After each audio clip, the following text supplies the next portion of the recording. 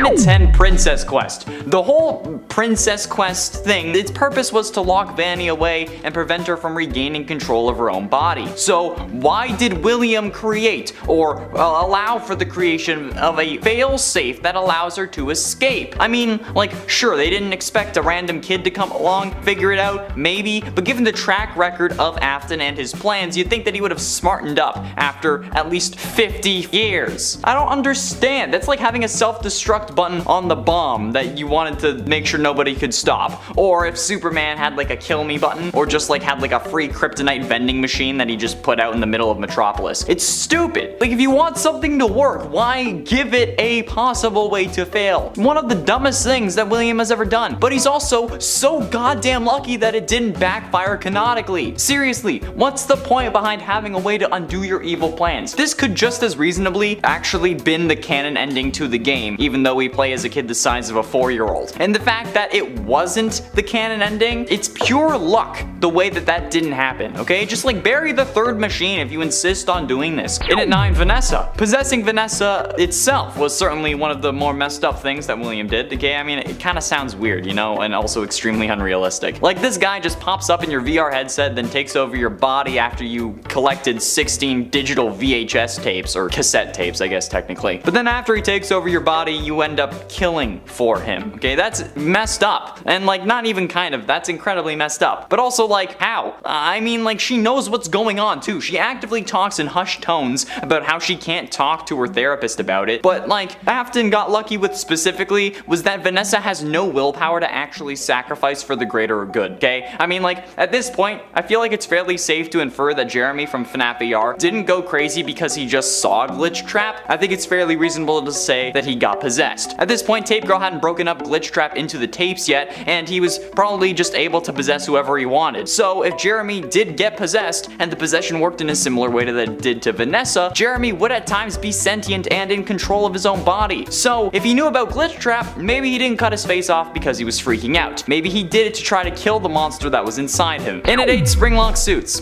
The Springlock suits in general are also something that William and even Henry both got extremely lucky with. Like, while Henry may not have like designed the Springlock suits, he certainly let Afton create them and then allowed for their use in the restaurants despite them being incredibly dangerous to employees, only putting them out of commission when someone eventually got hurt and not actually being proactive because, you know, they are literal death machines. You make separate animatronics and then you have separate costumes, okay? That's the right move, that's the smart move, that's the safe move. But these so-called businessmen thought, yeah, I'll put the safety of my employees at risk by making them wear a hot as balls suit filled with robot parts that even with the slightest bit of moisture will shoot those robotic parts right back to where your bones are. What can possibly go wrong? Like, you think that Willy Wonka has OSHA violations? Imagine FNAF's OSHA violations. Oh wait, actually, you don't have to, because we already did a whole list on that. Be sure you go check it out. But seriously, the fact that nobody sued them because they were being put in these things instead of, like, you know, much safer and cheaper options of, you know, a fabric suit is insane. And at 7, calling the cops. Let's look at this logically, alright? Henry knew what was going on with Afton, and then Afton had some shady scenarios cooking in his brain. So if he knew that this man was up to no good, and he was fearing for his daughter's safety, why didn't he make the call to the police and be like,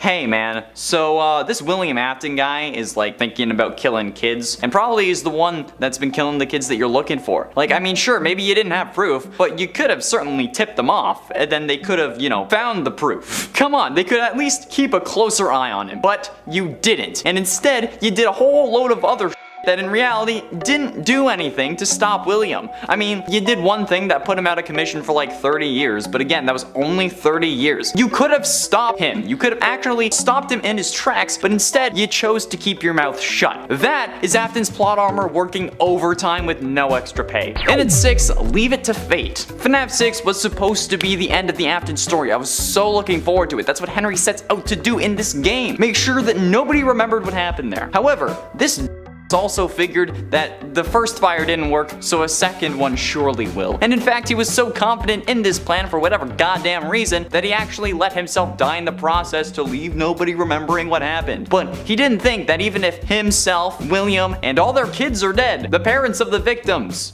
still no. And as we learned from Security Breach, in the duffel bags, there are other parents who remember it too. Like, it's a whole thing in the FNAF universe. They cite the missing children from the Pizzaplex as happening again. If Henry had stuck around to see if the job was really done, maybe William wouldn't have been able to possess Vanny and come back yet again and just kill more people. Henry should have lit the place up, smashed everything that survived, and then maybe you could have offed yourself. But at least make sure the job is done first. Halfway through into number 5, Princess Quest. The whole reason that Princess Quest was a thing in Security Breach was to lock Vanny's consciousness away, or to lock the Vanessa part away, and prevent her from regaining control of her own body, okay? So why did William create, or allow for the creation of a fail-safe that undoes all that work and allows for her to escape? I mean, sure, like, they didn't expect the kid to come along and figure it out, maybe, but given the track record of everything that's happened, you'd think that Afton would have smartened up after at least 40 years, but you know, I guess not. That's like having a self-destruct button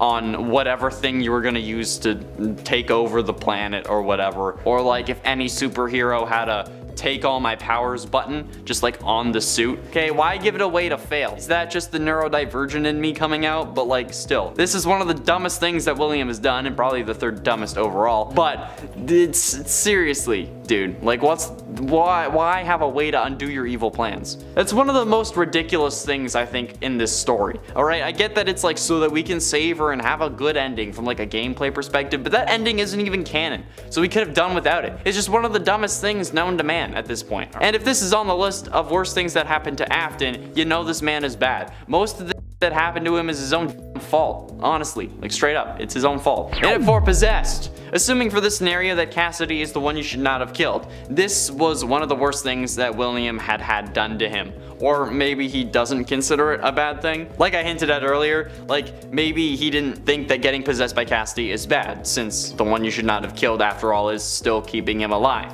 They're doing it as a way to make him suffer, or at least they were making him suffer until sometime between FNAF 6 and Security Breach. So since it's potentially a bad thing, but also could be considered a good thing depending on the angle, it's kind of like midway on the list. But even if he does consider it to be a good thing, or if Cassidy doesn't end up being the one you should not have killed, killing those 5 kids and making the missing children's incident a thing, it was a bad thing, since it caused basically everything else in your life to go downhill. And he does end up suffering extremely only because of that kill and the others. Plus, it means that the law was keeping their eyes on you, because you know, kids died in your establishment after a couple of your kids had died. The missing children's incident wouldn't be something that he'd considered a good thing in that regard, but probably he would have considered it therapeutic. Getting close to the end at number 3, Henry. Why did you think that killing Charlotte wouldn't have any consequences? You killed your business partner's daughter. That is gonna be pretty obvious to him, especially when he was already suspecting that you were up to something. Like, he took extra care to protect her. Well, extra care, that's a whole other thing, but she still died. That's gonna be a vengeful father if I've ever heard of one, and he hasn't even needed vengeance yet. After you know that he's after you, or he seems like he's after you, you don't kill him next? Killing Henry could have done wonders for your criminal career. I mean, like, yeah, the cops were already suspicious of you, but as long as they can't find a body, you're gonna be clear again. They didn't arrest you for the missing children's incident, alright? Especially a jury who needs to be convinced beyond a reasonable doubt that you are the killer. If there's no body, there's no forensic evidence. And again, they didn't put you away for the missing children's incident, so like, just off Henry, and then you can stay yourself, or even stay Springtrap, and then not get burned 3 times, and Michael would still be alive, and you wouldn't have had to deal with FNAF 6. Just a whole lot of stupid. But ultimately, in at number 2, Robophobia. This is literally the phobia that this game is made for, and like, sure, it wasn't actually the reason that the game was made, like seriously, but this fear is perfect for these games. And while sure, the thought of mannequins can creep anyone out, Robophobia is literally the fear of robots, and is surely the bread and butter of not only this series but for William as well. Because William must hate animatronics with a passion at this point. Since his victims possessed them, he got spring-locked by one, he can only survive by being in one thanks to his consciousness seemingly being sentient code. But I mean, like, come on, that's ridiculous. If he isn't scared of robots, that would be a miracle, and I think that he kind of deserves to be scared of robots too, since, you know, he's combined with one, and that would make him in constant horrific terror, which is something that I think we would all love to see, but also would fuel him because of the constant agony that he would be feeling. So it would make sense, and understandably so, because I mean, if I was killed or should have been killed by a robot and I am now part robot, I would be pretty terrified of him. So yeah. And finally, in number 1, baby. That's it. That's the number. Dude, he's the luckiest dude alive, alright? Your little girl was killed by a robot you made specifically to lure kids and probably got her design input on. And then you throw her in a storage locker and then she doesn't try to kill you immediately? That's pretty damn lucky. But if she is the blob, then 45 years later, or whatever the hell it is, come security breach, she does kill you, and you probably, hopefully, at least I really, really hope that you're dead at this point. Just please be dead. I really hope that it was the blob that was baby and she got so mad that she just, you know, ended it. And I'm putting this at the number 1 because I hope that it's a thing. In at 10, killed his kids. The worst thing that Afton has done by far, really, is gotten his kids killed. Like, sure, he may not have done it directly, but his actions end up resulting in all 3 of his kids' demises. Him killing Charlotte gets Fredbear's clothes, which resulted in him having to open circus babies, which made him dust off Baby and the other fun times, which were designed to kill in the first place.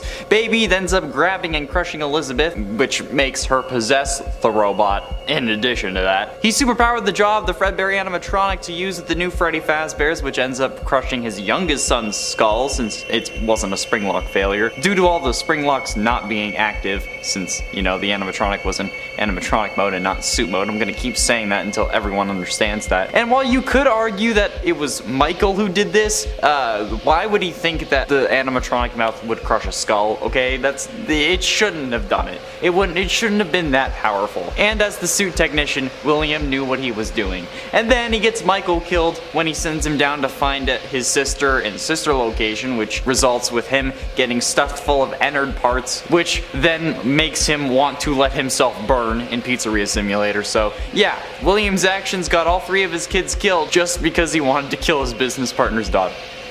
Insane. And at 9, Remnant. Now, this isn't confirmed, much like other facts on this list.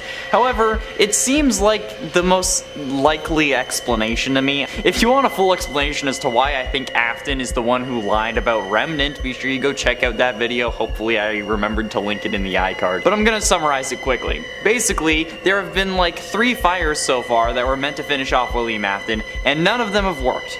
And the reason that Henry tried fire is seemingly because that's supposed to be the only thing that can burn off Remnant. However, Remnant can also be found in liquid form, as we've learned from the books. So how can something be molten, but also be able to be burnt away by fire? That doesn't really make sense. It makes more sense that William made up the lie that he can be killed with fire, so that Henry would keep trying that and failing, so that he wouldn't have to actually worry about dying. Since literally every time that Afton has been caught in a fire, he has survived. And the other animatronics infused with Remnant have also survived, like Baby, the puppet, and Ennard in FNAF 6, as we see from the Blob. So, yeah. I feel like he lied about that. He made up tag art as a way to get Henry on this whole fire's the only way train, just that he could keep surviving. And at 8, stored his daughter. While we know that Afton isn't the best father, I think that it's something else to end up locking your robot possessed by the soul of your dead daughter in an animatronic testing facility, okay? Like, that seems to be a bit too far, if you're asking for my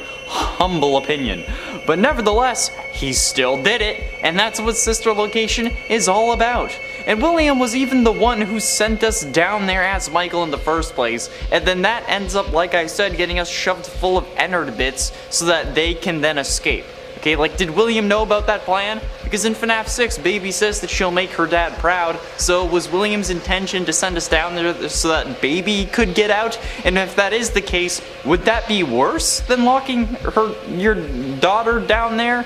Because, I mean, you're locking a robot down there, yes, but then you're sending your other son down there to get that daughter out. I mean, come on. Like, also, if she was your daughter, why not just let her chill in the house, right? Like, in the books, Baby's able to transform between Baby and looking like a human. So why not add that ability to this version, and then you can have your daughter back, albeit a little bit more messed up and a hell of a lot older, but like, they're still more like you in the long run, right? I don't know. Okay, the family's messed the hell up and nothing makes sense, but it's still a thing. If I was William Afton, I would have won.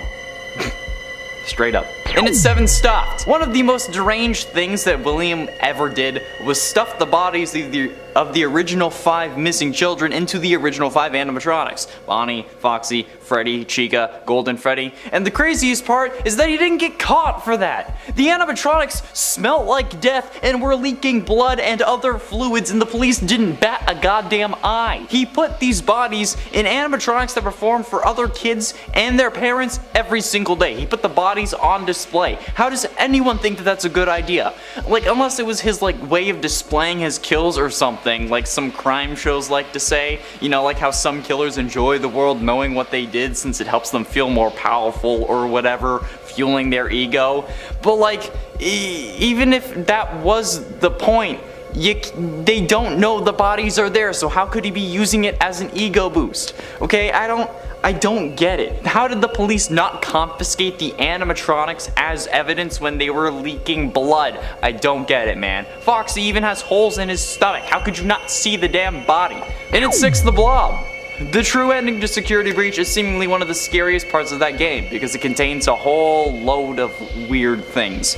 After making your way into Burn Trap's area, Freddy will be taken over by Afton's newest form, and then it's up to Gregory to defeat him by using the 3 monitors with their buttons to burn him, which is a whole other can of worms that I've complained about on numerous occasions. Players will also then need to avoid the animatronics that are coming for Gregory, and then use the doors to temporarily lock them out, scare them away with Freddy's screeching, or just hide. But when Springtrap is then finally burned, the Blob, which is like a tentacle monster that was attacking you earlier, will attack him and make sure that he doesn't get free. Or maybe he'll save him. We don't know still, and that makes me mad. Freddy and Gregory will then just be shown escaping and sitting on a hill together, just chilling. Okay? Come on. The tentacle monster identity is never really revealed, but after this game, the Final Fazbear Frights books would have been released, which would have showed us that the tentacle monster could have been actually Baby, or I guess Elizabeth Afton, or at least that's what it was supposed to be in the books. But like, come on. What the hell? I am so desperately confused by this entire game. It feels like it wasn't the game that it was trying to be, and that it like pivoted its idea halfway through, kind of like Ant-Man and the Wasp Quantumania, you know what I mean? You saw the film theory, I'm sure. Halfway through into number 5, Henry.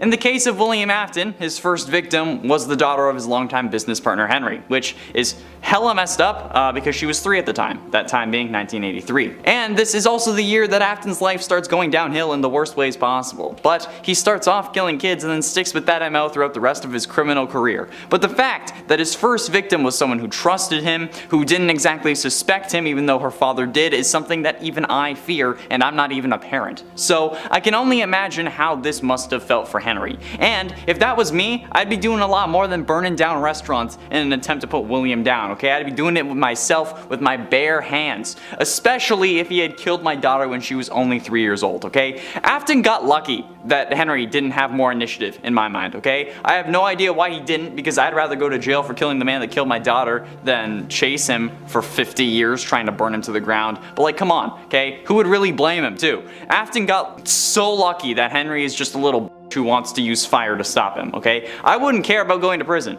if Afton had killed my kid. No chance in hell, especially when she was that young. I would have choked him out with my bare hands and wrenched his neck. Also, hello to the jury. In it for zombie. There's also the possibility that Afton has been a zombie this entire time, and honestly, that makes me extremely angry. I'm masking it though. Because out of all the things that the FNAF series has done, this would be the cheapest and the worst. Forget Dream Theory, forget this all being a storybook, forget everything else. This would be the dumbest thing that FNAF could do, since it would basically come out of nowhere, okay? People already think that Michael is a zombie after getting innards shoved into him, but zombies aren't purple, guys, okay? And then making that into yet another like father-like son parallel would be so stupid and such a horrible retcon that it would be worse than it all being a dream, especially after establishing that Afton was being possessed prior to the spring locking, which would most likely have ended up with his death, and if he was made into a zombie, that would probably be his death point, okay? It would just change too much about the series for things to make sense,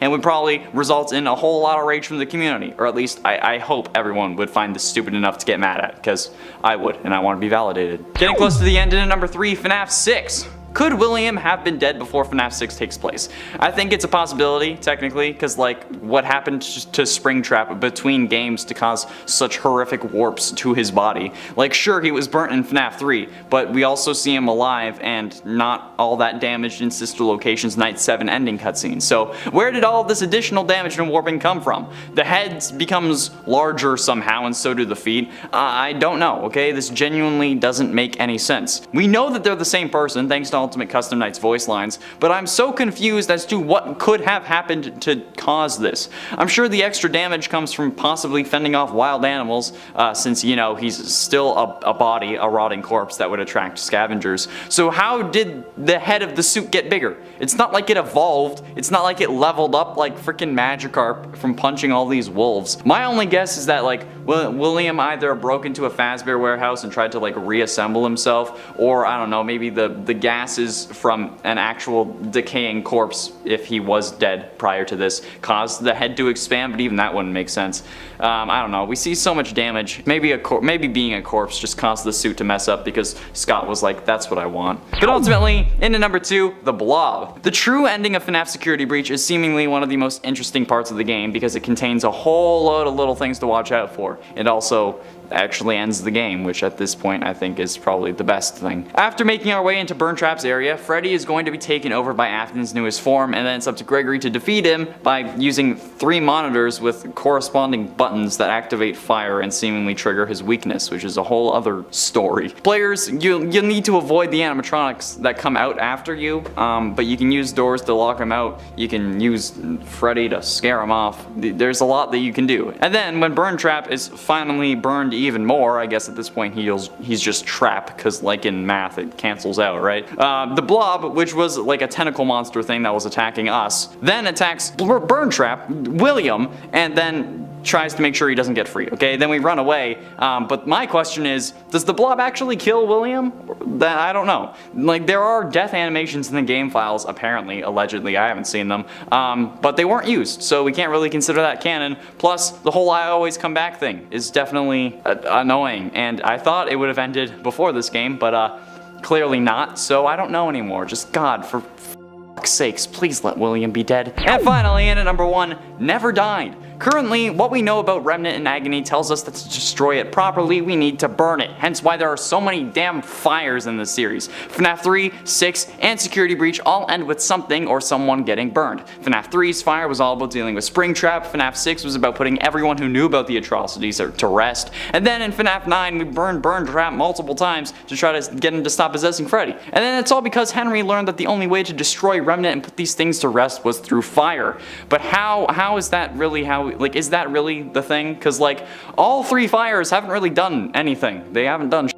We've been told that fire is the only thing hot enough to burn off the Remnant, but it's also been described as Remnant liquid metal. So if the soul infused metal can become a liquid, then how is it possible to just burn off the soul part? That's not how metallurgy works. I think it's metallurgy, I don't know. That's not how things work, okay? That's not how the universe works. Dr. Talbot is lying, he's William, alright? There's a whole video on it, go check it out, alright? William is lying, he made up the fire thing so he couldn't be killed. In at 10, arachibutterophobia. Now, there isn't really any evidence to this since this fear is so incredibly odd, but since it's so odd and I won't really have another place to talk about this, arachibutterophobia is the fear of having peanut butter stuck to the roof of your mouth. Not the fear of peanut butter, like you don't even have to be allergic, just the idea of peanut butter being stuck to the roof of your mouth is chilling for whatever reason. And it's totally possible that William Afton might have had this phobia, but we can never really be certain, okay? It's interesting to consider. It makes him a little more human, albeit a slightly odder one, but I mean, this is a phobia for a reason. Maybe because the roof of your mouth is where like your nose connects to your mouth, or something similar. I don't know. Or maybe it could just be because William is a psychopath. Either rationale works for me. In at 9, a phoebephobia. Ephebiphobia actually is a fear that in my opinion makes sense, because honestly teens can be stupid and incredibly annoying. Yeah, that's right, ephebiophobia is the fear of teens, which could help explain William's MO, where he chooses to kill kids instead of anyone older. Maybe because he's scared of the older kids and thinks that they could actually overpower him. Or, in reality, maybe they'd end up killing him, because like I said, teens can be quite the severe pain in the ass. Or teens can be horrible. Especially if they're hanging out at Freddy Fazbear's Pizza. Like, have you ever seen teens hanging around at Chuck E. Cheese? And if you have you ever seen them doing it because they like the establishment? No, they're doing it because they have some nefarious purpose in mind, whether it be vandalism, or to antagonize someone who's working there, or maybe just yelling at some children. Who knows? But they're typically never there because they just want to have fun. In at 9, gamophobia. Gamophobia is something that I'm getting closer to every single day. What is it, you ask? Well, dear viewer, the fear of marriage. Gamophobia is more than just being cautious or somewhat hesitant about making a big commitment. People who have this condition experience intense fear when faced with the reality or even sometimes just the thought of being in a committed relationship or marriage. For some people, negative or traumatic experiences in the past can contribute to an intense fear of commitment. Past relationships can also contribute to the onset of gamophobia. Toxic relationships, previous divorce, and infidelity can contribute to a fear of getting too deep into a new relationship, which could actually help explain one of the most curious parts of the series, Ballora. We don't know if William was ever married. We don't even know if these kids are biologically his, meaning that he could have adopted or straight up kidnapped Michael, Elizabeth, and Crying Child. So, a fear of marriage or commitment could explain why he created Ballora, so the kids would have a mother without William needing to commit, whether it be due to childhood trauma or a previous relationship. But considering that he's a serial killer, I'm gonna go with a childhood trauma. In at 7, papaphobia. Papaphobia is one of my all-time favorite fears because it's the name for the fear of the Pope. Yes, the Pope. Like Vatican Big Hat Pope. It wouldn't really explain anything in the series or make much sense. Like, there's basically no evidence for it, but William killing people is like one of the biggest sins, right? So, such an unholy act and unholy man being scared of the most holy man in existence is kind of logical in my eyes, right? Is it just me? Like, this seems like the most realistic weird fear that he could have. And by weird, I mean something so odd that I want to talk about it. Like the fear of peanut butter being stuck to the roof of your mouth. I love phobias. I don't know why, they're just so interesting. Like the Truman Show, how they fake killed off his father so that Truman would be scared of water and then never leave his island. And at 6, autophobia. The fear of being alone is known as autophobia, which is also a way to help remember that autobiography is one written by the subject of the book. However, William having a fear of being alone could explain a lot of the series. I mean, this man ends up creating a surrogate wife animatronic, has 3 kids despite not seemingly wanting them around until he can't have them around anymore, and then loses those kids and goes berserk. Well, I mean, like he wanted to and was planning on killing before they died, but then he really goes hard into it after they died. But it could also explain why he tasks Michael with going to find his sister's possessed robot while he's supposed to be trapped in a room alone, because interacting with his only son, in any form I guess, could help with this fear. It could also be that his multiple personalities all keep each other company, since I'm sure every single one of them is a killer if he has multiple, just because it's William, so of course they all would be. Halfway through in at number 5, Crying Child. I've had a ton of people complain to me about how Crying Child's death wasn't William's fault since he didn't put Crying Child in Fredbear's mouth and Michael did that, and then the spring locks failing was because he was crying. Mostly people were complaining about that on TikTok.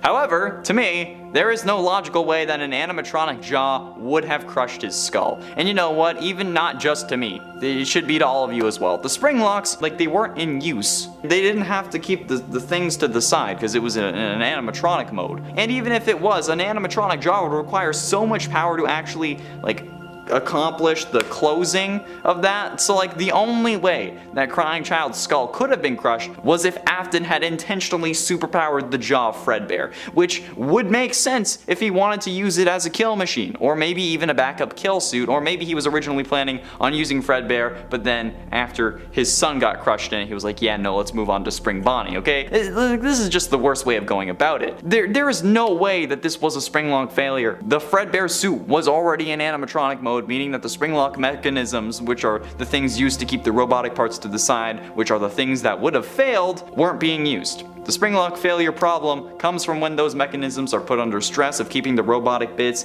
away from the person inside the suit, and then they fail, and then that's when all the metal parts go back to where they were. So if it's in robot mode, the spring locks can't fail because they're already in use, okay? Keep in mind, again, the term for spring lock in this context is referring to the parts that move the robotic bits away instead of the actual suit, which is also sometimes referred to as a spring lock, but I'm talking about the actual bits that would have failed because they weren't in use. In it for Elizabeth. Speaking of mistakes, what about your daughter?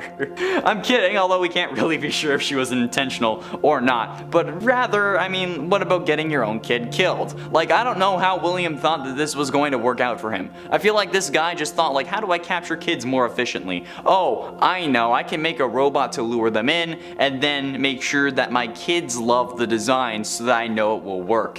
Hey, honey, come here. Dad wants your help designing this thing. Like, what? Because like then Elizabeth ends up making the most predictable move ever and then going directly against her father's instructions to see the robot that is basically perfect in her eyes. Like bro, like, William, why did you think that this was ever going to work out in your favor? Why did you think that this was going to just be all peachy? When has a kid ever listened to a parent? Especially at seemingly what her age is, especially when they might be loaded because you have a successful entertainment business, okay? Spoiled rich kids listening to their dads when they say not to touch a giant robot made specifically to appeal to their generation? Yeah, great idea. You are a special kind of stupid. Just like add a blacklist of kids not to take. Really. I mean, you have facial recognition tech in FNAF 2. So come on, just set up a blacklist. Just do it. Wait. Listen to the Shia LaBeouf and just do it. Getting close to the end, in number 3, animatronics. Like how the absolute living hell did he end up getting away with this? The smell of rotting bodies would also ruin the pizza place. The heat from the animatronics insides when they're actually like moving around would also speed up decomposition, and the animatronics are in front of people every single day. They even started complaining that the animatronics were leaking blood of mucus and it was smelling like death. If this was real life and William getting away wasn't important for the plot, he should have been caught on that and that alone instantly. Oh, we never found the bodies of these kids, but now these animatronics are leaking blood and smell like death. Huh, that's not related. Oh, they even make like bone crushing sounds when they move. And nah, we don't need to check these out. Or maybe we should. You know what? Fine, we'll take them in. Oh, look, we found the bodies of the missing kids. William Afton, you're under arrest. Like, boom. I don't see how this wasn't an open and shut case right away. Like, this was so goddamn stupid. They shouldn't have made it to the first game. His whole plan was a dumpster fire of bad ideas. And even if you think it was the puppet who put the bodies in the suits, why would they do that? Like, why would they hide the bodies? But ultimately, in at number 2, Springtrap. Being the brains behind some of the most advanced robotic technology in the universe, we'd expect a lot from William Afton. Like, maybe using the brain that made these. Or maybe that's asking too much. Because, I mean, he's the suit technician, but he's also the main killer who avoided the cops for how long? So, you know, he should really know what he's doing, right? Apparently not, since after discovering the original 5 animatronics were possessed, he disassembled them to learn their secrets, but inadvertently released the spirits of his original 5 victims. When seeing them, he ended up panicking, which is kind of reasonable in my eyes because, you know, they're freaking ghost kids, but also they're ghost kids that you killed. So then this absolute animatronic genius, the technician that handles the suit maintenance and has explained to every employee the proper procedure for the spring-lock suits, including the spring bodysuit he uses to kill people, ends up climbing inside the suit in an attempt to make himself feel more powerful and scare away the ghost kids. However, dumbass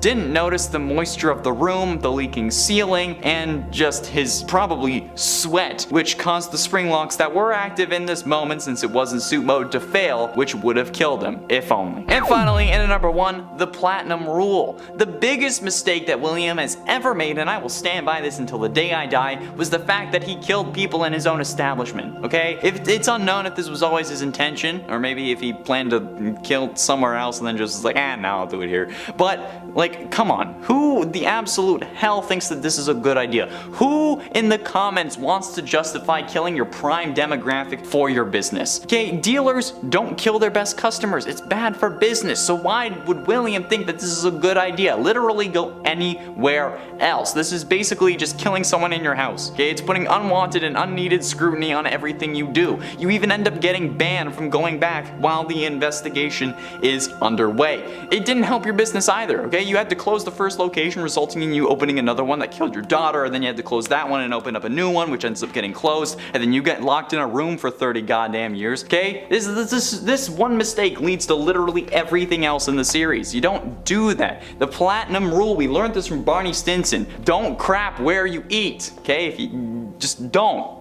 do it. In at 10, Sprung. So, this absolute animatronic genius, the technician that made the suits, handles the suit maintenance, and is explained to every employee that has to put one of these on the proper procedure and how, like, you don't get killed within the suit, ends up climbing inside in a panic in an attempt to make himself feel more powerful when he's facing off the ghosts of the kids that he killed, and then doesn't notice the moisture in the room, the leaking ceiling, just how wet everything is, which caused the spring locks to fail and replace every part of his body with metal. Wow. Which should have killed him. However, this lucky somehow managed to get possessed by someone who was so pissed at him that they kept him alive throughout all of his what should have been deaths because they just wanted William to keep suffering. Do you realize how counterintuitive that is? Like, the man literally wants to live forever, and now you are enabling him to do so. Old Man Consequences is right. Leave the demon to his demons. Rest your own soul so that Afton can finally die and then actually suffer in hell for eternity instead of like the dream version you made up while he was recharging underneath the Pizzaplex. Or, I don't know, before he showed up to FNAF 6. Whatever you were doing, okay? Whenever you were torturing him, for all, like, with the fake hell that you made up, God, come on. And at 9, killed his kids. The worst thing that Afton has have to him, or had done to him by far, is getting his kids killed, but it's also not something that, like, someone did to him. Like, sure, he may not have directly done it, but his actions ended up resulting in all 3 of his kids dying, alright? So, yeah, that's why it's higher. Him killing Charlie got Fredbear's closed, which resulted in Circus Babies having to open, which made him dust off Baby and the other Fun Dimes, which were designed to kill in the first place. Then Baby ends up grabbing and crushing Elizabeth, resulting in her possessing Baby. He superpowered the jaw of the Fredbear animatronic to use the new Freddy Fazbear's, which ends up crushing his youngest son's skull, since that was not a spring lock failure, due to all the, you know, the spring locks not actually being active. That's a whole other point that I rant about way too much. And while you could argue that that was Michael's fault, why would he think that Fredbear's mouth would be that overpowered, alright? If I'm sticking my finger in an animatronic mouth, I'm not assuming that it's gonna bite my finger off, right? So you just think that it's gonna scare the kid. And as the suit technician, William knew what he was doing when he was making that jaw. And then he also gets Michael killed when he sends him down to find his sister in sister location, which ends up getting him stuffed with Ennard, which then makes Michael want to let himself burn in Pizzeria Simulator. So yeah, William's actions got all 3 of his kids killed, but then he still had to keep going after it happened. But since he did it to himself, that's why it's higher on the list. And also, if you like FNAF and you want to hear me rant more about it, be sure you hit subscribe, alright? We talk about it probably too much. We're talking about other stuff too though, so please watch those videos as well. And at 8, Burn Baby Burn. William appears as the optional yet canon final boss in FNAF Security Breach, appearing as Burn Trap, according to his name in the game files, but also that's kind of a dope name. He only appears in the Afton ending, or the Burn, or whatever, the canon ending to the game, but this form is a result of Vanny downloading William's soul from like the digital realm to his old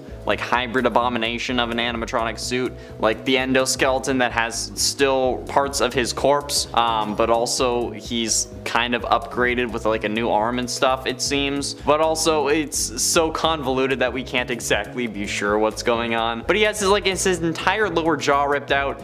You can see his skull, it's still covered in blood. He has burnt flesh all over him because he's, you know, burnt. Metallic black eyes, purple pupils. pupils. The suit is missing fur. It's open chest. He doesn't have like a midriff. He's ruining all sorts of school dress codes at this point. His old endoskeleton, for the most part, has been replaced in some areas with endoskeletons that the glam rock animatronics use, making him now taller and having sharp claws. 2 of his fingers are replaced with like fleshy, fingery bones still, so like he still has parts of his hand. It's horrible, okay? Like imagine having to go through that after going through the FNAF 6 fire. And then after that, having to go through yet another fire and a whole pizzaplex collapsing on top of you. Yeah, dude, what the hell? Just die already, please. And it's 7 stored his daughter. While we all know that Afton isn't the best father, I think that it's something else to end up locking your robot possessed by the soul of your dead daughter in an animatronic testing facility. What? That seems to be what's going on, and that seems to be a bit too far, if you ask for my humble opinion. But nevertheless, he still did it, and that's what Sister Location is all about. And William was even the one who sent us down there as Michael to find out what's been going on, and then we get shoved full of Ennard bits so that all of those homicidal maniac robots escape. God, did William like know about that plan? Because in FNAF 6, Baby says that she'll make her daddy proud. So was William's intent to send us down there so that Baby could escape? And if that is the case, why did he lock her down there in the first place? I don't know. I mean, like if she was your daughter, why not just have her like chill around the house? Sure, she's a 6-foot tall giant clown robot, but in the books, Baby was able to transform between Baby and a human-looking animatronic at will, so why not add that to this version, and then you can have your daughter back, albeit a little bit more messed up, but like still more like you in the long run, right? This family's messed the hell up, and nothing makes sense. But there you go. It happened. It still happened. Wow, that's messed up, man. And at 6, single dad. Alright, honestly, while he may have done some bad shit, we have to at least give Afton credit for being a single dad. In this economy, being a single parent sucks, okay? Like, yeah, sure, you love your kids, they're a blessing, yada yada yada, but come on, it sucks, okay? And especially considering how it seems like William didn't even want his kids, the fact that he kept them alive is... Wait a second, that's right, he didn't. One of the worst things to happen to William was becoming a single father because it did not help the kids. It definitely ended up being worse for them, but no matter what way you slice it, William suffered as well. If he didn't want the kids, he suffered because he had them. If he wanted them, he suffered because he had to watch them die and it was his fault. If he didn't care either way, his remaining son decided to dedicate his entire life to undoing his father's work and ultimately tried to kill him. It's a whole thing. Michael didn't even consider nursing home, okay? He was like, nope, straight up to the big shuffleboard game in the sky for you, old man. Or, I guess maybe the one probably downstairs. Side note, some people think that hell's a punishment, but like if Satan wants us to sin, why would he punish us for doing what he wanted, right? It feels like we'd be rewarded. Afton's probably just like bumping, just chilling with Satan. Halfway through into number 5, worst Easter ever. Okay, from an in-universe perspective, in Security Breach, Vanny brought back seemingly this Earth's most prolific killer. But from a story perspective, it also kinda comes out of nowhere and feels forced. And in a game sense, he also just looks terrifying and then sends all the broken animatronics after us. And lore-wise, Afton's back again. However, he's also not entirely back this time, considering how this version actually seems to finally be dead, however only functional because maybe the coded version of Afton's consciousness is inside the animatronic. No matter what, this shouldn't have worked. He shouldn't have been able to have a sentient code form possessed Vanny, but then also be able to be present in his actual body. Like what? Unless this entire time after getting spring locked, his consciousness was instantly turned into a code, and that was then controlling the Springtrap suit. And in a way, I guess, would make sense. I mean, it would make a lot more sense than him being possessed by the spirit of his son. But from everything we've gotten, including Ultimate Custom Night and the man in room 1280, he was possessed. But to be kept alive so he could keep suffering, okay? Meaning that none of this should have worked. But it did, and it forsprung. So this absolute animatronic genius, the technician that made these suits, that handles the maintenance, and has explained to every employee that has put on one of these things, on like the proper procedure for the spring lock suits and making sure that it doesn't, you know, snap and then kill you, including the spring body suit that he uses to kill, ends up climbing inside the suit in a panic in an attempt to make himself feel more powerful. But somehow, he's so smart that he didn't notice the leaking spinning goddamn ceiling, which is already a health hazard, which you should have noticed beforehand. But then, this also causes the spring locks that were active to snap shut, which would have killed him. However, this lucky mother hubber somehow managed to get possessed by someone who was so pissed at him that they kept him alive through all of his supposed to be deaths because they wanted William to suffer. Did they not realize how counterintuitive that is? The man literally wants to live forever and you are enabling him to do so. Old Man Consequences is right. Leave the demon to his demons. Rest your own soul so that Afton could finally die and then actually suffer in hell for all of eternity instead of a goddamn dream version that you made up when he was recharging underneath the Pizzaplex, or before he showed up in FNAF 6, or whenever you were goddamn torturing him with all this fake hell you made up. God damn it! Getting close to the end in number 3, first victim. They say that a killer's first victim is the most important, since it might indicate what really got them to start killing, or other psychological clues that they can use to predict his next moves. But in the case of William Afton, his first victim was the daughter of his longtime business partner Henry, which is hella messed up because she was 3 at the time. And while we may have talked about how Henry dropped the ball before, this was the year that Afton's life started going downhill in the worst of ways. Cause like he started killing off kids, and then he sticks with that MO throughout the rest of the criminal career. Then like he also loses his kids after that. But the fact that his first victim was someone who trusted him, who didn't really suspect him of anything even though her father did, is something that I fear. But ultimately, in at number 2, baby. This guy is actually the luckiest mother alive. This girl was killed by a robot her father made that was specifically designed to kill. She was then locked away in an underground storage unit where she was regularly shocked and tortured by scientists, technicians that William probably hired so that they could try and find out the answers to why she's possessed. She goes through all of this, is locked underground for like 45 years at least, and then goes on to try to make her father proud in FNAF 6. She literally says, quote, "I will make proud, daddy," while her father is literally in the building with her. Girl, this man is the reason you are dead. Literally, there is no debate about it here. This is 100% William's fault. And the fact that he didn't put a blacklist of people not to kill only makes this more on him. But you still want to make him proud? And finally, and at number 1, the Palladium rule. I will stand by this until the day I die. And you know what? I used to call it the Platinum rule, but now it's the Palladium rule because it's a meme and I love it. The most ridiculous but luckiest thing that has ever happened in FNAF was the fact that William Afton killed people in his own place of business and then didn't get caught. I don't know if this was always his intention, but like, who the absolute living hell would think that this is a good idea? Seriously, even if it's a TV show, okay, How I Met Your Mother does have some good lessons. One of those is Barney's Platinum rule, which is if you have to see the person every day because you work with them or they live in an apartment next door to you, okay, don't engage in some form of relationship, okay, because come a breakup, which is statistically probable, it just results in awkwardness and pain. And while this isn't the exact same thing, you are at this building all the time. Your name is a part of the company, so why would you think that this is a good idea? Literally go anywhere else, okay? You ended up even getting banned while there was an investigation underway. I don't get it. And at 10, spring lock. A lot of people still think that Afton died while being spring locked in FNAF 3. And honestly, when the game came out, this was actually seemingly correct. I mean, we never really saw Afton go limp like he truly died, but for all intents and purposes, Afton was dead in FNAF 3. But then, as more games came out and more was added to the story and to the lore, Afton was shown to never have died in the game, since, you know, he was, as we now know, being kept alive by the one you should not have killed, who was possessing him as an individual and was keeping him alive so that he could continue to suffer for all of his crimes. So honestly, before William even started his whole always coming back thing, he came back from the dead, at least technically speaking, which I still think is damn impressive, okay? I haven't died before, even technically, unless we count like on the inside or my dreams, but hey, we don't need to talk about that at the start of a video, right? And a 9, explosion. Okay, so, well, physically speaking, William dies in the Man in Room 1280, the 3rd story from the 5th Fazbear Frights book. Quite extravagantly, might I add, exploding into a pile of mush right before a pastor's eyes. But like, how would that have been possible? How could William just have exploded like that? It's not something that you really think about, and I think I have an explanation, but it's certainly a bit more interesting than spontaneous combustion. William knew about possession and how it works, okay? He knew about agony and how his daughter got scooped and his son was crunched, so what if he tried to ensure his own survival by intentionally causing himself extreme agony, injecting or installing some form of explosive that when triggered or when in the vicinity key of a Fazbear warehouse or trigger device would cause him to explode violently from the inside out, creating what is possibly one of the most agonizing ways to die, even in the FNAF series.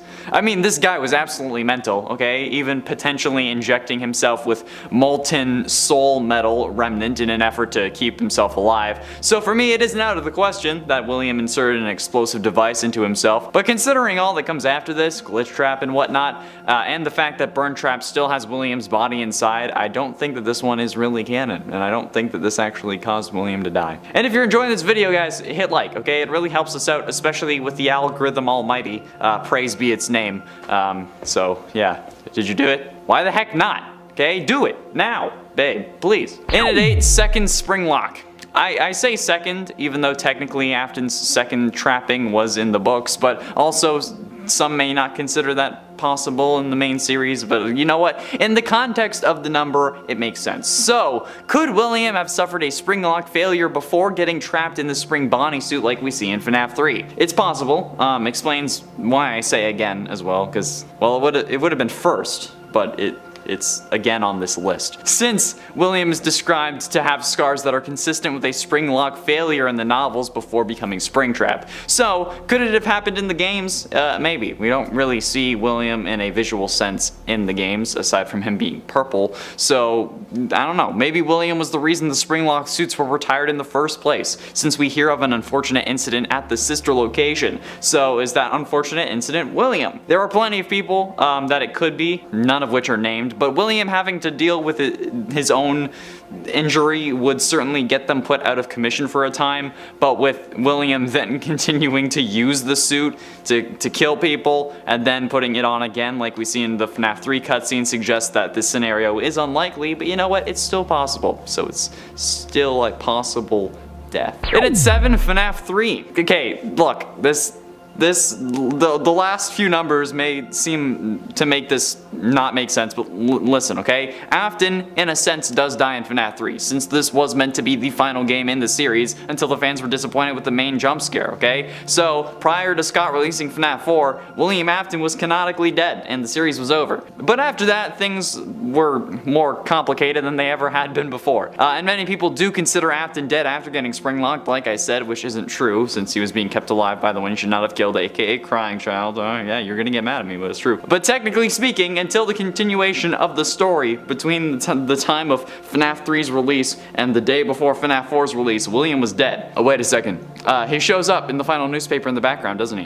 I don't know. Maybe he was never supposed to be dead, but the series was supposed to be. So as far as I'm concerned, if the series dies, so does the character. And it would have stayed that way too if it weren't for you meddling kids and your damn animatronics. Afton would have been dead in the spring Bonnie suit eventually, okay? Never being possessed by his son because he wasn't added. He would have eventually ended up shutting down just due to the wear of the animatronic, since Henry wouldn't have kept setting fires that would remove all the rust and whatnot. At least I think that's how it would work. And eventually he'd have been forgotten when Poppy Playtime came out, so yeah, this counts for me. And at 6, Glitch Trap. Currently, post-True Security Breach ending, there seem to be 2 instances of Afton roaming the halls of the Pizzaplex. Or I guess, one roaming and one trapped in a giant ghost of animatronics past blob. So, this really begs a philosophical question: is Glitch Trap truly an instance of William Afton? Because if it is, then everything we should know about the series and how possession works in the FNAF universe is wrong. Currently, from what we've established in this universe, there are 2 main ways to actually maintain life after what should have been death in this FNAF world, universe, whatever. Or at least in the games, there's 2, okay? The books also have human robots, but that hasn't been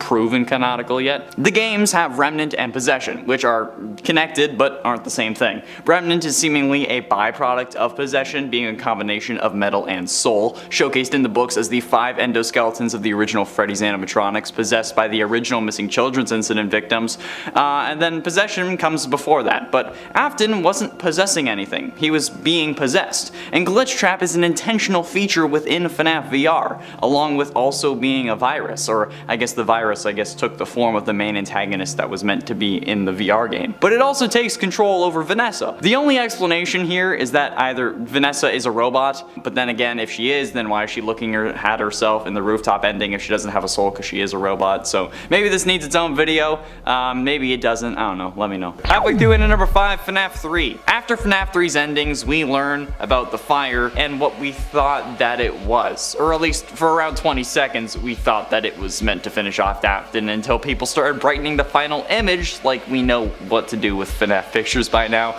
And then that's when we saw Springtrap sitting in the shadows behind a stuffed animal, like it was like for an image in the news article. I have no idea how the photographer didn't see that, or like if William has news outlets working for him or whatever, but that's absolutely terrifying, okay? And it's really what started us down the whole rabbit hole thing and the multiple different hoops we had to jump through looking for more clues and lore points that eventually led nowhere. Brightening this one image made us have to comb through the files of a mobile game, okay? Think about that. God, like this image set us on a path to thinking that William survived the first fire and that this would not be the last FNAF game, but I don't know, okay? I don't know if it was supposed to be the point of the Easter egg, if it was like meant to keep the door open, if Scott wanted to do more, but like, hey, either way, it happened, and here we are, 9 games and 15 books later.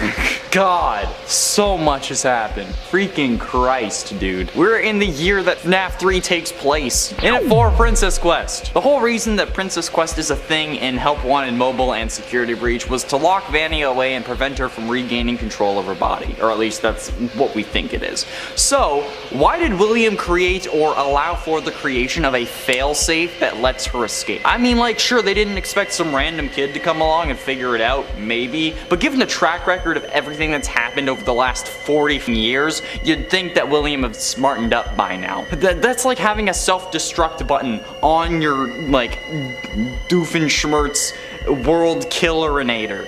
Okay, like, why would you do that? Why would you give people a reason or a way to stop you? Like if the Flash had a steal all my speed button, or if Superman just had a kryptonite button embedded into their suit. It's stupid. If you want something to work, why would you install a way for it to fail? This is one of the dumbest things that William has ever done, and probably like the 3rd dumbest overall. But like, seriously, okay, what's the point behind creating a way to undo your evil plans? Having ways to undo them, just like outside of your control, is one thing, but creating the way to do it is so stupid. It's one of the most ridiculous things in this game, and I'm talking about Security Breach. Like, what the hell? William has the brain capacity of a toddler, and that was before getting burnt 3 fucking times. Christ.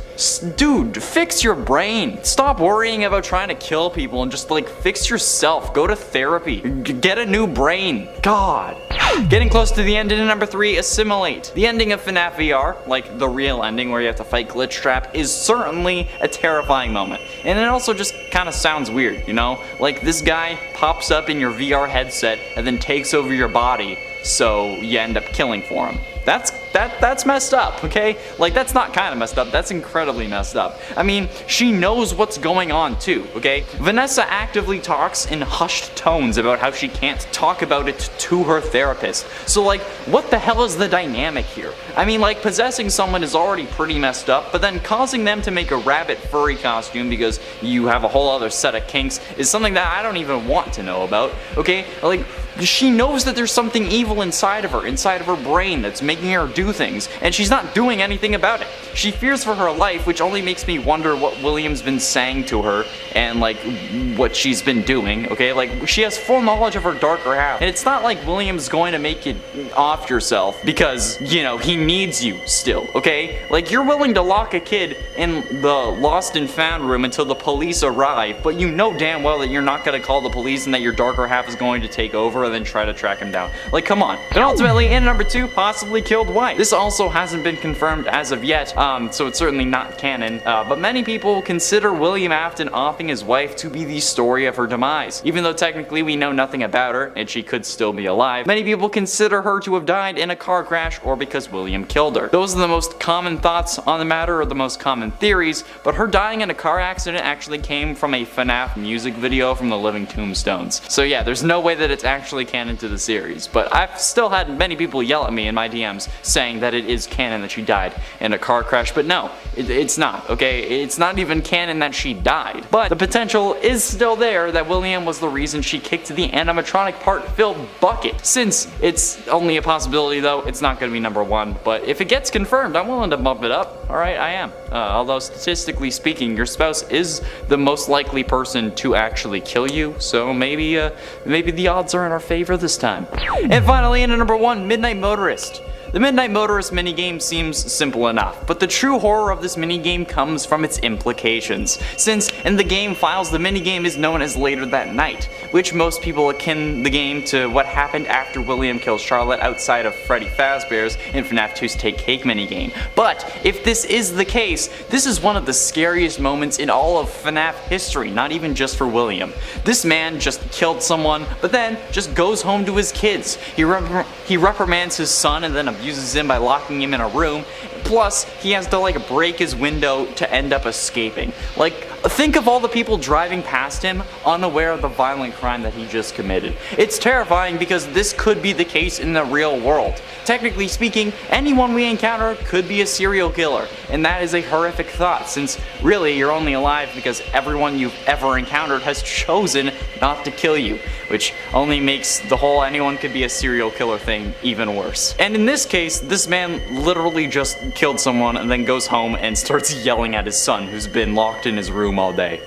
How much anger do you have? It reminds me of that Arrow scene after Prometheus killed the cops and he's just driving back after the cops are like en route to where he was and he's just covered in blood and just keeps going. Yeah. And at 10, Cassidy. Assuming for this scenario that Cassidy is the one you should not have killed, which she's not, but you know what, for you guys. This is one of the dumbest things that William could have done. Or maybe he doesn't actually consider it a mistake, since the one you should not have killed after all is keeping him alive. They're doing it as a way to make him suffer though, so since it's potentially a mistake but could also be considered a good thing depending on the angle, I'm gonna go with number 10 for this one. But even if he does consider that a good thing, or if Cassidy doesn't end up being the one you should not have killed, which he's not, killing those 5 kids that made up the missing children's incident that included Cassidy was certainly a mistake, since it caused literally everything else in his life to go downhill. I mean, it was starting to go downhill, but it started going even worse, okay? And he does end up suffering extremely only because of that kill and the others, okay? So if you don't want to count Cassidy as the mistake because she's not the one you should not have killed, which is still the case, I don't care what you guys say, I know.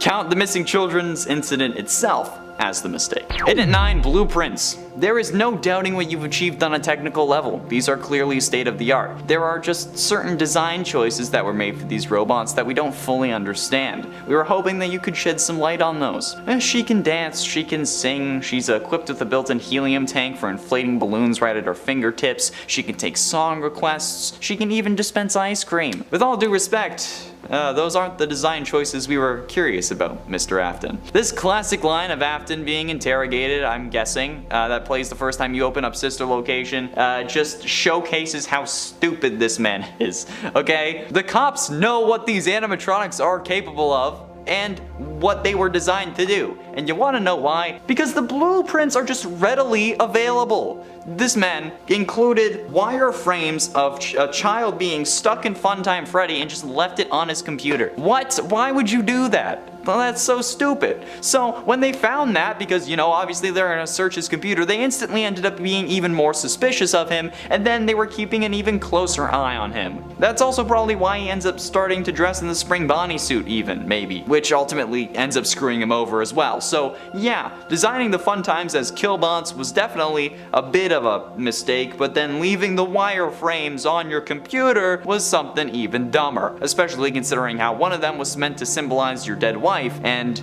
the other one ended up killing your daughter. In at 8, Charlotte. While yes, Charlotte may have been Afton's first true kill, causing his descent into madness, this is more so because of what she really turns into, because like somehow this also didn't make Henry end Afton instantly, because if he had, I would understand that. But in the games, Charlotte ends up possessing the puppet, who then gives life to the other animatronics, which causes Afton to disassemble them and then release their spirits that then scare you into your spring bodysuit that crushes you, and then you start going even crazier. But even discounting the game aspect of her like killing being a mistake, in both universes where William kills Charlotte, Henry comes after him for it, which results in what should be his death multiple times over. And not to mention how in the books specifically, unbeknownst to her, she is an animatronic robot that was meant to replace the daughter that Henry had lost, but it's also revealed that the animatronic is also, her adult form is also Baby as well, who can switch between her human and baby form at will, and then her human form doesn't remember being Baby. So yeah, Charlotte in the books also ends up being Baby, which is just a huge mistake for both Afton, Henry, and Scott Cawthon.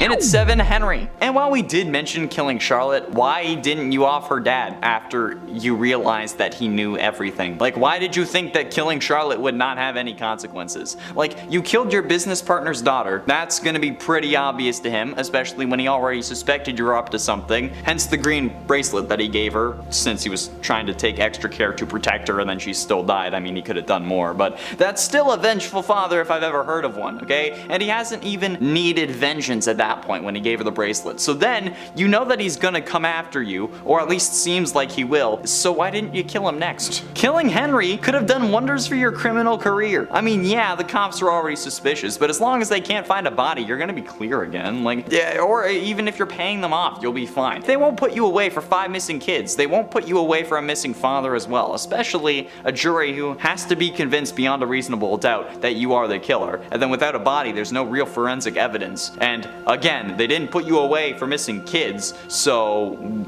like, come on, just finally off Henry, and then you'd be able to stay as yourself or even Springtrap alive and then not get burned 3 separate times. Plus your son would be alive, so yeah. Well, Michael would be, not Crying Child. And at 6, Princess Quest. The whole reason Princess Quest is a thing in Security Breach was to lock Vanessa away and prevent her from regaining control of her own body, or at least all of it. So why did William create or allow for the creation of a sort of failsafe that allows her to escape? I mean, sure, they didn't expect some random kid to come along and figure it out, maybe, but given the track record of this series and Afton's life, you'd think that maybe he would have smartened up, at least after 40 fucking years. But, cause like, this is like having a self-destruct button on a bomb, or if the Flash has like a steal all my speed button that someone can just press, it's just stupid. Like, if you want something to work, why give it a way to fail? You know? Like, this is like probably one of the dumbest things that Afton has done. You know what? I think there are some dumber things, but depending on the way you look at it, it could have even been higher on this list. But seriously, like, what's the point to put a way to undo your evil plans? Like, it's one of the most ridiculous things in this story. And I get that we can save her and have a good ending, but that ending isn't even canon. So like, we could have done without it. It's stupid at this point. William has the brain capacity of a freaking toddler. Halfway through into number 5, ablutophobia. This one I feel is kind of guaranteed, but ablutophobia is the fear of bathing. And I mean, if a leaky ceiling was enough to cause those spring locks to fail,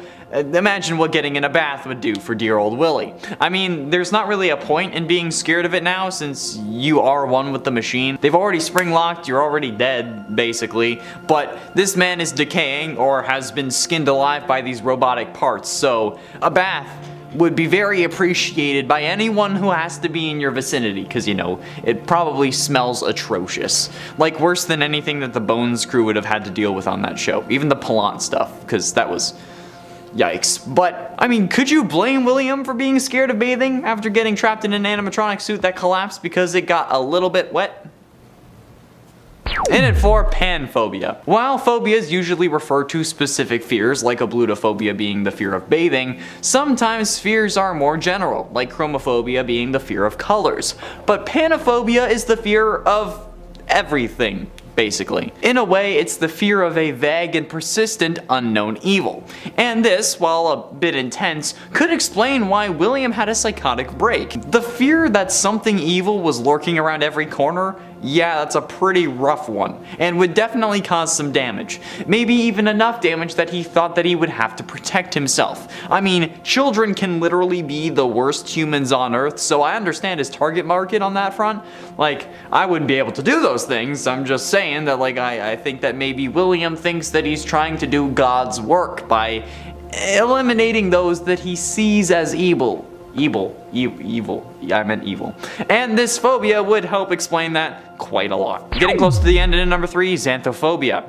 I mentioned how chromophobia was the fear of colors. Well, xanthophobia is a subcategory of that, particularly for the fear of yellow. And considering how William got spring-locked thanks to a yellow suit, he could associate that color with that crime, meaning that he would fear Chica, explaining the change in Security Breach, as well as Golden Freddy, which explains why there is no Golden Freddy in Security Breach as well. I mean, there are obviously other explanations, but I think this could be one of them. I mean, like, come on, it always seems to be like it's a stretch to be afraid of a color. But this begs the question, is anyone who watches these videos afraid of a specific color? Because if you are, please let me know below. I'm curious about how you live your everyday life, especially if it's a primary color. But I feel like you're pretty safe if it's green, because I don't think green shows up in these videos pretty much. Because I can't wear green, otherwise I disappear. You don't see this because it's gone. So, penultimately, in at number 2, plutophobia. I genuinely believe that Afton had to have plutophobia. Not because he didn't want Pluto to be a planet, but because instead, plutophobia is the fear of money. And this man made all kinds of horrible business decisions. Killing people in his own restaurant, hiding bodies in the animatronics. I've gone over this in multiple times in multiple videos, but the only way I can explain it is if this guy was just straight up scared of money. It's like the only thing that in my mind really makes sense. Like, sure, you wanted to use it as a killing den for your homicidal tendencies. Sure, okay, but how about do that? And also have a profitable business, so your children don't feel the need to walk up to robots that you specifically told them not to touch. Or even enough, maybe just enough, to have a babysitter, making sure that they don't do stupid things, like walking up to the animatronics you told them not to, or running off to that place again, or stuff their siblings in animatronic mouths. Did that ever occur to you? Cause of course it didn't. Cause you must be scared of money. It's the only thing that makes sense. I've solved FNAF. And finally, in at number 1, robophobia. This is literally the phobia this game was made for. Like, sure, it wasn't actually the reason it was made, but seriously, this is the perfect fear for these games. While sure, the thought of mannequins can creep anyone out, robophobia is literally the fear of robots, and is surely the bread and butter of not only this series, but William as well. William must hate animatronics with a passion now. Since the victims possessed them, he got spring-locked by one, he can only survive by being in one now thanks to his consciousness being sentient code. I mean, it's ridiculous. If he isn't scared of robots, it would be a miracle. And I think he kind of deserves to be scared of robots, you know? Since he's combined with one, it would make him constantly in horrific terror, which is something that I think we would all love to see. And understandably so. I mean, this is the reason I can't sleep half the time. This guy caused me to think about everything way too goddamn much.